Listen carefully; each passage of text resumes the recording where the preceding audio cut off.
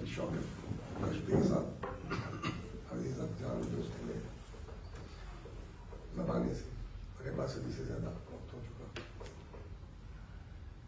मेरे अफजल तार साहब यूके एलपी के तमाम साथियों के साथ इनके साथ अभी तारुफ हुआ या पिछले कुछ अरसे से है, और वो तमाम साथी जो आज यहाँ नहीं है लेकिन मैं उनको जानता हूँ। कश्मीर में, पिंडी में, कराची में, पाकिस्तान में कुछ उनमें से फौत हो चुके हैं, जैसे डॉक्टर जो हमारे मेरे साथी रूममेट रहे थे सरदार मोहम्मद अनवर खान नकियाल वाले, या आरिफ शाहिद साहब।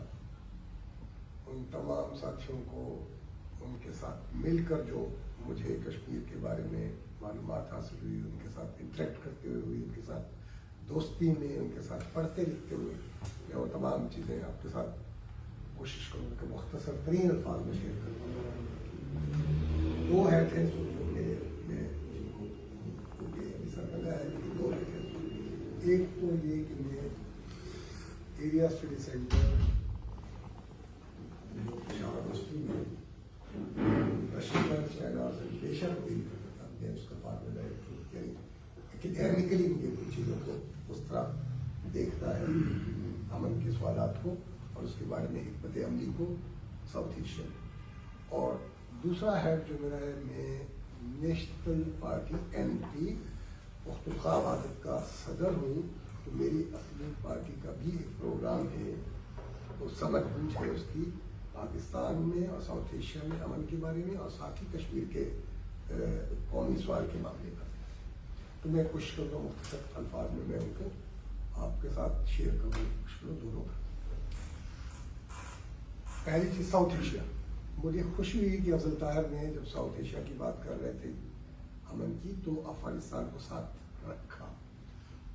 टेक्निकली भी साउथ एशिया में आजकल अफगानिस्तान को शामिल रखा जाता है, क्योंकि अफगानिस्तान का आधा हिस्सा शायद साउथ एशिया में आता है, आधा जो है बियॉन्ड हिंदूकश जो साइड है वो सेंट्रल एशिया के साथ ज़्यादा मुमासिल करता है। लेकिन साउथ एशिया के में इसके तारीखी जो है आती है, वो कि बहुत सारे ऐसे लोग हैं जो कहते हैं कि नहीं, पुख्तनख्वा सारी जो है अफगानिस्तान साउथ एशिया में नहीं बल्कि साउथ एशिया में ऐसे एक्सट्रीमिस्ट भी मौजूद हैं, और इस तरह दूसरी तरफ वाली बात करने वाली भी मौजूद है। तो साउथ एशिया की डेफिनेशन जब हम इस तरह करते हैं तो इसको दुनिया ने समझो, ये दो कुव्वतें जो है पाकिस्तान और हिंदुस्तान, इन्होंने इसको मोनोपलाइज कर लिया है। साउथ एशिया इससे बड़ा है, सिर्फ इंडिया और पाकिस्तान नहीं, बल्कि इसमें नेपाल, इसमें श्रीलंका, इसमें मालदीव, इस तरह के बांग्लादेश, ये सारे।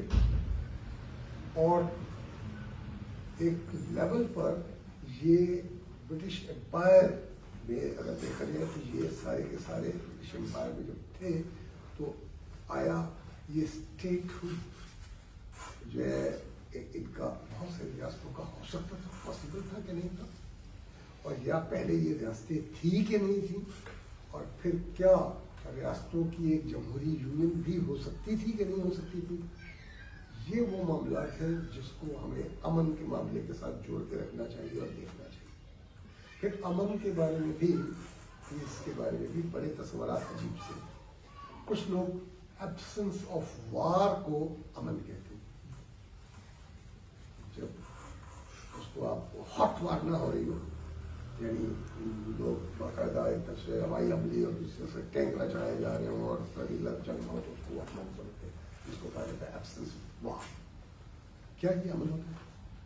दूसरे ऐसे लोग हारमोनी, एक इंसानों की हमजहती डेवलपमेंट, मल्टीफेरियस डेवलपमेंट जो है उनकी, और उनके लिए मुनासिब मौके सबके लिए बराबरी के ज़िंदगी में आगे बढ़ने के, एंजॉय करने के, तरक्की करने के, खाने पीने के, मुनासबत करने के, और किसी किस्म की डिस्क्रिमिनेशन का ना होना, चाहे वो रंग, नस्ल, जुबान, जेंडर, किसी भी किसका ना होना, ये और उसके लिए पॉजिटिव हालात का होना जो है, ये अमन की तरफ लेके जाता है, और इंसाफ का होना, बराबरी को मानना।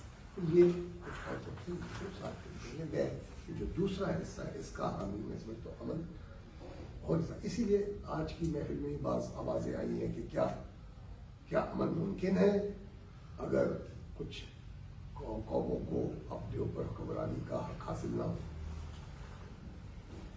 اس سے بھی بڑھ کر ہم ایک ایسی ٹریڈیشن سے آئے کہ جب کہا جاتا تھا کہ دنیا میں مختلف کلاسز ہیں, طاقتور کی ایکسپلائٹڈ کی کلاس ہے اور ایکسپلائٹڈ کی کلاس ہے, ہیوز اینڈ ہیو ناٹس کی کلاسز ہیں, اور ان میں طبقاتی کشمکش ہے. لہذا امن جو ہے وہ طبقاتی کشمکش کو ختم کس طرح کرنا ہے کہ طبقات کا خاتمہ وہ امن کی طرف لے جا سکتا ہے, بغیر اس کے ممکن نہیں ہے. یہ کچھ ایسی چیزیں جو پیچیدگیاں ہیں امن کی طرف جانے کے لیے. اسی لیے حکمت عملی کی پھر ایک بڑی جو ہے عماگیر قسم کی حکمت عملی کی ضرورت ہوگی اگر ہمیں دنیا میں امن لانا ہے یا ساؤتھ ایشیا میں امن لانا ہے یا کسی ایک جو ہے یونٹ میں ایک ریاست میں امن لانا ہے یا پھر ریاست کے اندر ایک حصے کمیونٹی میں کسی میں امن لانا ہے. تو اس کی مختلف شکلیں, مختلف حکمت عملیاں اور ساتھ ہی ساتھ طریقہ کار ٹیکٹس بھی ہوں گے, بدلتے بھی رہیں گے, نئے بھی آئیں گے, پرانے اور صفائی بھی ہوتی چلیں گے. یہ کچھ کمی ہے جو میں چاہتا تھا کہ ہم کچھ بیسک کانسیپٹس کے بارے میں بات کریں. سیدھے 3-4 معاملے جو بڑے ساؤتھ ایشیا میں ہیں. نمبر 1, انڈیا اور پاکستان کو ساؤتھ ایشیا کے امن کو مونوپلائز کرنے کا اختیار نہیں ہونا چاہیے. تمام باقی ریاستیں قومیں جو ہے ان کو کم از کم دونوں ریاستوں کو لاگت برآمد کریں کہ کیسے جو ہے سارے ساؤتھ ایشیا کے امن کو یہ لوگ خطرے میں ڈالتے ہیں. دونوں نیوکلیئر پاور ہیں اور ایک دوسرے کی ضد میں نیوکلیئر پاور بنے. ہندوستان کی جو پرانی جو تاریخ تھی وہ نان نیوکلیئر ہندوستان جو ہے ان تمام قوموں کا جو نیوکلیئر اسلحے کے خلاف تھے ان کا لیڈر تھا, جو کہتا تھا کہ نہ صرف یہ کہ ایٹمی اسلحے نہیں ہونے چاہیے بلکہ جو ایٹمی اسلحے تھے دنیا میں اس میں ریڈکشن اور اس کا خاتمہ ہونا چاہیے. ہندوستان اس کا لیڈر تھا. انہوں نے اپنے اسلاف کی ان کی جو فلاسفی تھی اس پر جو ہے مٹی ڈالی اور انہوں نے ایٹم بم بنایا. اور پاکستان نے اگر ان کی نکالی میں یا ریئیکشن میں بنایا یا کسی بھی قسم کی ایڈونچرزم میں بنایا, اور میں ایڈونچرزم ایسا کہوں گا, ہمارے ملک میں کہا گیا گھاس کھائیں گے ایٹم بم بنائیں گے, اور ہم ابھی تک گھاس ہی کھا رہے ہیں. یہ بنانے کے بعد تو ہمیں اس طرح کے معاملات کو کریٹیکلی دیکھنا ہوگا. ہم گھاس نہیں کھانا چاہتے, ہم گھاس کھانا جاری بھی نہیں رکھنا چاہتے. یہ ہمیں معلوم ہونا چاہیے صاف سے. اور یہ عام فکری مغالطے جو لوگوں کے اور ہماری جنریشن کے سروں میں ڈالے گئے اس کو نکالنا بہت ضروری. تو پھر کیا ہے پہلا معاملہ, reduction in nuclear arms, no first use of nuclear weapons, اور لیڈ کرے گی یہ ساری بات آگے جا کے total eradication of nuclear weapons. پہلا یہ ضروری معاملہ ہے کیونکہ ایک کتاب لکھی گئی ہے جواہر لال نہرو یونیورسٹی کے پروفیسر صاحب نے, اور اس کا نام ہی یہ ہے South Asia on nuclear fuse. South Asia nuclear fuse پہ ہم نیوکلیئر فیوز پہ بیٹھے ہوئے, اور وہ کہاں ہے, وہ ایکسٹریمسٹ کے ہاتھوں میں اس کے بٹن ہے. بھلے سے پاکستانی ایڈونچرسٹ جرنیل ہو یا ہندوستان کے فنڈامنٹلسٹ پولیٹیکل حکومتیں موجود ہیں, یہ ٹرسٹ وردی نہیں ہے. یہ اپنے ہی لوگوں پر چڑھ دوڑتے ہیں اور ان پر چلا سکتے ہیں لوگ کس طرح کی چیز. اٹس ٹو ڈینجرس کہ ان کے ہاتھوں میں ان کا نیوکلیئر ویپن دیے جائیں اور ان کے ہاتھوں میں اپنے پاس اختیار دیں. تو اس کو ضروری ہے کہ بین الاقوامی نیگوسیشن جو ہیں ایریڈیکیشن آف نیوکلیئر ویپن میں ساؤتھ ایشیا کی وہ قوتیں جو چاہتی تھی ہمیشہ نان نیوکلیئر ساؤتھ ایشیا رکھنا, وہ دوبارہ रीअसर्ट करे अपने आप को और इसको मेन स्ट्रीम एजेंडा बनाए, हिकमत अमली का मेन स्ट्रीम एजेंडा बनाए वो सारे लोग। पहला हुआ। दूसरी चीज जो बहुत जरूरी है वो ये है, मैंने ही एक रिसर्च करवाई कश्मीर का, मेरा रावला कोट के पास थरार का फैजुर रहमान साहब, और उसका नाम था इम्पैक्ट ऑफ अफगान जिहाद ऑन कश्मीर फ्रीडम मूवमेंट। ये रिसर्च कराई, PhD की रिसर्च थी जो उसको मैंने सुपरवाइज किया। उसकी फाइंडिंग ये है जो मैं आपके साथ शेयर करना चाहता हूँ। फाइंडिंग ये थी कि जब से अफगान जिहाद को कॉपी किया गया कश्मीर में और ट्रेन लोग अफगानिस्तान में ट्रेन करके भेजे गए 89 स्पेशली ऑन वर्ल्ड, और उन्होंने कश्मीर में जो इंडियन ऑक्युपाइड कश्मीर की तरफ जाकर उन्होंने लड़कियों पर तेजाब भी फेंके और मिलिटेंट स्ट्रगल की। उसने जो बम धमाके, जो गोली चलाना, ऐसा चीज़ की, उसने क्या किया, उसने जो कश्मीर की जो सेकुलर डेमोक्रेटिक जो मूवमेंट थी उसकी बजाय इसको मिलिटेंट मूवमेंट बना के उसने कश्मीर की आज़ादी की जदोजहद को मुकम्मल तौर पर नुकसान पहुंचाया। ये साइंटिफिकली रिसर्च की गई है बाकायदगी से, जो फैजुर रहमान साहब ने उसकी फाइंडिंग है, और ये पाकिस्तान में बैठकर एकेडेमिया में ये रिसर्च की गई है पेशावर में, और मैंने उसको खुद सुपरवाइज किया। जरूरत नहीं करते थे बहुत सारे लोग इस तरह की बातें करने की कि कभी उसको खबरदार, कभी टीनेजर, कभी कुछ कहा जा सकता था, लेकिन ऐसे रिसर्च हमने एकेडेमिया में करने की कोशिश की और पॉसिबल हुआ भी, और वो अभी है। मेरा ख्याल है कि वो कहीं छप भी जाए तो ज़्यादा अच्छा है ताकि बहुत सारे लोगों तक उसकी रसाई हो सके। और हम देख रहे हैं कि पाकिस्तान में अभी इसकी अप्रिसिएशन आई है कि जो मिलिटेंसी थी कश्मीर में, और it was Pakistan driven militancy in Kashmir, ये कोई ऐसे खुदराव वहाँ से नहीं आई थी। तो जो पाकिस्तान ड्रिवन थी, और पाकिस्तान में अफगानिस्तान की तरफ भी मिलिटेंसी, अमेरिका और पाकिस्तान और सऊदी अरब ने उधर भेजी थी अफगान रेवोल्यूशन के बाद, और उनको किया था। ये एक सारी कंटिन्यूटी थी कि पाकिस्तान की तमाम पॉलिसीज नॉर्मली इंडिया सेंट्रिक होती हैं, और उसका नैरेटिव कुछ इस किस्म का बनाया जाता है। आप सबको मालूम है, मुझे बहुत ज़्यादा तफसील से बताने की जरूरत नहीं है कि हिंदुस्तान हमारा असली और अपनी दुश्मन है, हिंदू मक्कार है, कश्मीर पाकिस्तान की शाहरग है। अब ये क्या फास्ट है, सारी फास्ट है, जुगुलर है। ये अगर आपकी कश्मीर जुगुलर वेन है आपकी, और आधी से ज्यादा वो हिंदुस्तान में, तो आप जी कैसे रहे? या कम से कम आपके खोपड़ी की तरफ तो खून नहीं जा रहा, इसलिए फिर आपकी खोपड़ी में सिर्फ भूसा है, तो आप क्या करेंगे? इसलिए इस किस्म का बयान फास्ट काउंटर प्रोडक्टिव है, इसको छोड़ देना चाहिए। दूसरी तरफ भी कोई बयानिया बहुत अच्छा नहीं है। अगर इस तरफ ये बयानिया है तो उस तरफ भी कहीं भारत का अटूट अंग है, भाई क्या होता है, भाई अंग क्या होता है, अटूट क्या होता है, ये क्या बकबक है। एक तरह आप कहते हैं इंडियन यूनियन है और दूसरी तरफ इसको अटूट अंग बना रहे। मतलब ये बाकायदगी से फैलिसीज है, लॉजिकल फैलिसीज है, जानबूझकर फैलाई जा रही है, either side of the border फैलाई जा रही है। और कौन फैलाता है? एक्सट्रीमिस्ट फैलाते हैं, इत्तेहाद पसंद फैलाते हैं, बुनियादी इंसानी हुकूक को ना मानने वाले। अभी बात की मेरे साथी ने यहाँ दोस्त ने कि अगर फ्रीडम ऑफ एक्सप्रेशन ना उस साइड पर है और ना इस साइड पर है, और फ्रीडम ऑफ मूवमेंट ना उस साइड पर है और ना इस साइड पर है, और आपस में नहीं मिल सकते, भाई कौन से बुनियादी इंसानी हुकूक आप दे रहे हो लोगों को? पाकिस्तान में भी इसी तरह के बुनियादी इंसानी हुकूक नहीं है, जगह जगह बैरियर लगे। मैं अपने घर से पेशावर यूनिवर्सिटी टाउन में मैं रहता हूँ, जो हमारे सूबे का सबसे पोश इलाका है। पेशावर पहले मेट्रोपॉलिटन सिटी है, और उसमें यूनिवर्सिटी टाउन सबसे पहली प्लान आबादी है जहाँ पर मेरा घर है। और मैं जब उससे सदर जाता हूँ तो मुझे बैरियर पर रुकना पड़ता है। शरारती कार्ड भी दिखाना पड़ता है, वो पूछता भी है, फौजी वहाँ मुझसे पूछते हैं तुम कहाँ जा रहे हो?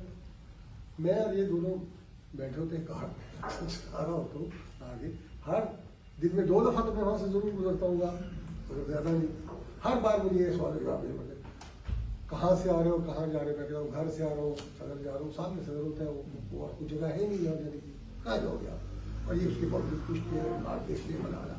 ये कौन सी फ्रीडम ऑफ जो है मूवमेंट है, कौन सी फ्रीडम ऑफ, तो बुनियादी इंसानी हकूक़ की हासिल नहीं। चाहे जाए कि मैं बात करूँ इलेक्शन, मेरी क़यादत, मेरी रियासत, मेरा होना, अब इसकी जो बुनियादी चीज़ें पीछे से जो हमें मिली हैं वैसे नहीं मिली। एक और किताब का मुझे किसी साथी ने आर्टिकल है, लिविंग बिटवीन द लाइन्स। आप कहते हैं ना मीनिंग बिटवीन द लाइन्स, हमने किया लिविंग बिटवीन द लाइन्स। ये क्या है यार, हम कहाँ रहे हैं? Durand line, McMahon line, Radcliffe line, यार खुदा का खौफ करो यार, ये क्या हो रहा है? हिम्मत नहीं है बॉर्डर कहने की भी है, लाइन्स ड्रा किसी और ने की है, इंपीरियलिस्ट ने की है, तीनों चारों इसके दरमियान। तो जब मीनिंग बिटवीन द लाइन्स होते हैं तो लिविंग बिटवीन द लाइन्स में बहुत सारी मीनिंग हमें देना पड़ते हैं, बोलना पड़ते हैं क्या है। और मीनिंग क्या है? वो मीनिंग ये है कि लिविंग तो इंसानों के से बदतर है लोगों की। पाकिस्तान में 2.5 करोड़ से ज्यादा बच्चे आउट ऑफ स्कूल जाने की बात है।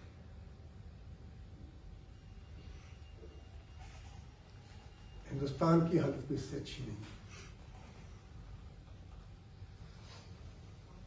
सेहत का आलम यह है कि बुनियादी सेहत की सहूलत ना इधर हासिल है ना उधर हासिल है। क्लीन ड्रिंकिंग वाटर 80% लोगों को ना इधर हासिल है ना उधर हासिल है।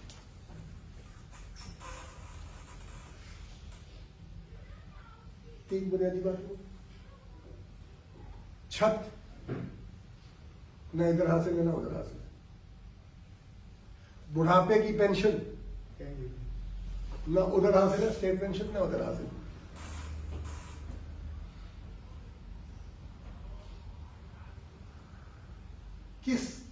किस बिरते में बात कर रहे हैं लोग कि जनाब मैं एक कहता है कश्मीर बनेगा पाकिस्तान और दूसरा कहता है अटू तक। मतलब क्या यार, ये कोई बहुत अच्छी जगह है जिसको तुम उसको बनाना चाहते हो, या तो बहुत अच्छी आलीशान हो तुम्हें तो ठीक है भाई बना देंगे, आपको आ ही जाएंगे, खुद ही जाएंगे कि हम बनना चाहते हैं। आना चाहते हैं लोग कि नहीं बरतानिया, जहाजों में खड़े होके ट्रकों में बर्फ के साथ निकलते हैं। उस दिन डूब गए ना बहुत सारे लोग। तो अगर वर्थ लिविंग बनाएंगे पाकिस्तान को या वर्थ लिविंग बनाएंगे हिंदुस्तान को, तो कोई जरूरत नहीं रहेगी किसी को भी कि वो अपने रास्ते बनाता फिरे, वो खुद से कहेंगे। पहली बात ये कि इनका क्लेम इनको खुद भी उस पर यकीन नहीं है, झूठ बोलते हैं। अब जब ये सूरत है, हुआ ये था जहां से मैं तुलखा से वहाँ की असेंबली को ये इख्तियार नहीं मिला था कि वो फैसला करे कि उसने कहाँ जाना है। सिंध की असेंबली में तो करारदाद झूठी सच्ची पास हुई ना। मशरकी बंगाल जिसको अब हम बांग्लादेश कहते हैं, उसमें भी करारदाद पास हुई ना। उन्होंने पेश की, उन्होंने तो बहुत जल्दी अपनी गलती का एहसास कर लिया,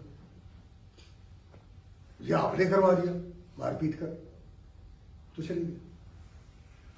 सिंध से जिन लोगों ने असेंबली में करार पास कराई थी उनमें अयूब खुरो साहब भी थे, उसमें GM सैयद साहब भी थे, और बाद में दोनों गद्दार ठहरे इनके आगे। इन्होंने शेर बंगाल AK फजल हक को भी गद्दार कहा। पंजाब की जो असेंबली थी उसमें भी काट कर, यानी जो सरदार जो खिजर टवाना साहब की जो असेंबली थी, उस सारी में अक्सरियत मुस्लिम लीग की नहीं थी, बल्कि कांग्रेस लेड गवर्नमेंट थी, यूनियनिस्टों की गवर्नमेंट थी। और हमारे यहाँ اس وقت اس کو یہ صوبہ سرحد کہتے تھے کیونکہ یہ انگریز امپائر کی سرحد تھی. آگے دوسری امپائر رشین امپائر شروع ہو جاتی تھی. تو یہاں پر بھی کوئی مسلم لیگ لیڈ حکومت نہیں تھی بلکہ کانگریس کی خدائی خدمتگار کی حکومت تھی اسمبلی میں, اور کوئی قرارداد پاس نہیں کی گئی وہاں اسمبلی میں. انہوں نے ایک جھوٹا سچا ریفرینڈم کرایا. اس طرح کا جھوٹا سچا ریفرینڈم یہ کشمیر میں ایون جھوٹا سچا ریفرینڈم کے لیے بھی یہ لوگ تیار نہیں. اور اس ریفرینڈم میں کل 2 لاکھ کے قریب ووٹنگ رائٹ جو ملے تھے, 2 لاکھ کے قریب ووٹ ڈالے گئے تھے. اور اس بنیاد پر اس کو پاکستان میں آ گیا شامل ہے. یہ تو بات ہے. یعنی کلات کی ریاست کو بطور شامل کیا گیا. کشمیر پر ابھی دوست نے بتایا تھے قبائلی چر دوڑائے گئے اسٹینڈ اسٹل ایگریمنٹ کے باوجود. قبائلی چر جب چلا دیے گئے تو ساتھ ہی پھر ہندوستان میں کی مدد کے لیے جب ان کو آنا پڑا یا آپ کا جو ہماری سنگھ نے کہا کہ بھائی میری مدد کو, تو ان کا آپ کی مدد تو کانسٹیٹیوشن کرے گا نا انڈیا میں, تو آپ پہلے ہمارے ساتھ معاہدہ کرو تو پھر آپ کا ہم دفاع کریں گے, ایسے نہیں کریں گے. تو انہوں نے کہا وہ معاہدہ کیا جس کے بارے میں پاکستان نے پھر وہ لیم والی کتاب چھپوائی جس میں وہ کہہ رہے ہیں یہ فورجڈ معاہدہ ہے. اور وہ کیا کہتے ہیں یہ تاریخ فلانی فلاں تھی, یہ نہیں کہہ رہے کہ انہوں نے معاہدہ نہیں کیا. یعنی اس قسم کی انٹلیکچوئل بینکرپسی. آج اب اگلی بات, جب ارد گرد کے راستے بھلے سے وہ کلات ہو, بھلے سے وہ اسمبلی سرحد کی ہو, کسی کی آزاد بل کو نہیں مانا گیا, کسی کے حکمران کی بات کو نہیں مانا گیا, نہ پوچھا گیا, اور ایک ریاست بنا دی گئی اور چل بنا دی. اس پر پھر آپ کے وہ دیکھو کہ آپ پھر عرصہ دراز تک کسی قسم کے آئین کی گنجائش نہیں چھوڑتے, کسی قسم کے الیکشن کی گنجائش نہیں چھوڑتے. نہیں ہوئے نا کوئی الیکشن. سن 56 میں آئین بنا, 58 میں ماشاء اللہ لگا. مطلب کیا ہے آپ کا, آپ چاہتے ہیں کیا ہے؟ آپ لوگوں کو کس طرح رول کرنا چاہتے ہیں؟ اگر وہ اپنے آپ کو رول نہیں کریں گے تو پھر کیسے آپ کی بندوقیں رول کریں گے, کب تک رول کریں گے؟ تو یہ جو امن کا نہ ہونا ہے یہ صرف اس لیے نہیں کہ کوئی اور جنگ نہیں ہو رہی تو اس لیے امن نہیں ہے, یہ باقی معاملات بھی ہیں. لوگوں کو حق حکمرانی نہیں ہے, لوگوں کو فریڈم آف ایکسپریشن نہیں ہے, لوگوں کو فریڈم آف موومنٹ نہیں ہے, لوگوں کے پاس روزگار نہیں ہے, لوگوں کے پاس تعلیم کی سہولتیں نہیں ہیں, صحت کی سہولتیں نہیں ہیں, گھر نہیں ہے, پینشن نہیں ہے. بھائی کیسا؟ تو اس ایک ہماگیر قسم کے معاملے کو ساتھ لے کے ہمیں چلنا ہے. کہا ٹاسک بہت بڑا ہے نوجوانوں, آپ سب کے لیے یاد رکھو, بہت لمبا ٹاسک. نیوکلیر الیکشن سے شروع ہونا ہے, سماجی ہم آہنگی تک جانا ہے, ریاست کو مجبور کرنا ہے, ریاستوں کو کہ وہ تعلیم, صحت, پینشن وغیرہ کو دیکھیں. یہ تو ایک جنرل بات ہے جو امن کی طرف ہمیں لے کے جانا چاہیے. ساری جدوجہد یہ پرامن ہونا ہے, کہیں سے بندوق نہیں اٹھانی ہے, کہیں سے سیکٹیرین معاملہ نہیں لانا ہے, کہیں سے دشمنانہ چیزیں نہیں لانی, کہیں سے مذہبی منافرت کی طرف نہیں جانا ہے. جس کو سیکولر ہم جب کہتے ہیں بھائی کشمیر سے اگر ہندو نہیں ہوگا, پنڈت نہیں ہوگا, مسلمان نہیں ہوگا, بدھ نہیں ہوگا, کسی کے بھی اگر حقوق آپ کاٹیں گے تو پھر امن تو نہیں ہوگا, کوئی مسئلہ ہی نہیں. اس طرح پاکستان میں بھی ایسا معاملہ. اگلی میں آتا ہوں اپنی پارٹی پوزیشن کی طرف. پارٹی کیا کہتی ہے؟ ہم نے پاکستان میں نیشنل پارٹی انتخاب وحدت, نیشنل پارٹی بلوچستان وحدت, نیشنل پارٹی سندھ وحدت, نیشنل پارٹی پنجاب وحدت, 4 وحدتیں ان کی پارٹیاں, اور سرائکی کو بھی پارٹی کی وحدت بنانے کی اجازت موجود ہے. ہم نے کشمیر میں نیشنل پارٹی نہیں بنائی, نہ بنانا چاہتے. ہم سمجھتے ہیں اس وحدت کا اپنا اختیار ہے, اپنی پارٹی بنائے گی. اور ہم نیشنل پی این پی جو ہے, یو کے پی این پی, اس کو ہم اپنی سسٹر تنظیم سمجھتے ہیں. یہ ہماری جس کے ساتھ ہمارے معاملات ملتے جلتے ہیں مختلف چیزوں پر, وہ اس قسم کی پارٹی اور اس کی مکمل ہم پاکستان اور ہندوستان کے درمیان کسی قسم کے معاندانہ معاملات کے مخالف ہیں. ہماری پارٹی, ہم तमाम मामलात पर बेशमूल कश्मीर पर नेगोशिएशन चाहते हैं कि पाकिस्तान और हिंदुस्तान के दरमियान हो, नेगोशिएटेड सेटलमेंट हो, और शुरू कहाँ से हो? न्यूक्लियर मामलात को भी कम करें, डीमिलिटराइज करें अपने अपने इलाके को, एक दूसरे के साथ जो है मुआहदा करें, नो वार एक्ट करें, साथ ही साथ अगले हिस्से के तौर पर आमदोरफ्त के लिए वीज़ा में आसानियाँ पैदा करें, जहाँ पर वीज़े के बगैर जाना मुमकिन है। 60 साल से ऊपर के लोगों के लिए वीज़ा नहीं होना चाहिए, औरतों के लिए वीज़ा नहीं होना चाहिए, बच्चों के लिए वीज़ा नहीं होना चाहिए। जिस इलाके में, जैसे कश्मीर में उनमें जिस तरह पहले बस चलती थी एक परवाने के जरिए जाते थे, वैसे चलना चाहिए। उस सारे मामले को जो रिवर्स किया गया है, जब बाबू ने उसको रिवर्स किया, उसको वापस रिस्टोर किया गया हमारी पार्टी। इसी तरह ये जो लिविंग बिटवीन द लाइन्स है, इन लाइन्स को बजाय फोर्टिफाई करने के और खारदार बाड़े लगाने के लिए इनको लाइन्स ऑफ पीस में बदला जाए, ताकि आमदोरफ्त, तिजारत, लोग आइडियाज की आमदोरफ्त, लोगों की आमदोरफ्त और गुड्स की आमदोरफ्त और सरमाया की आमदोरफ्त आइदर साइड खुल सके। इस तरह जाए ये पीस को आगे बढ़ाएगा।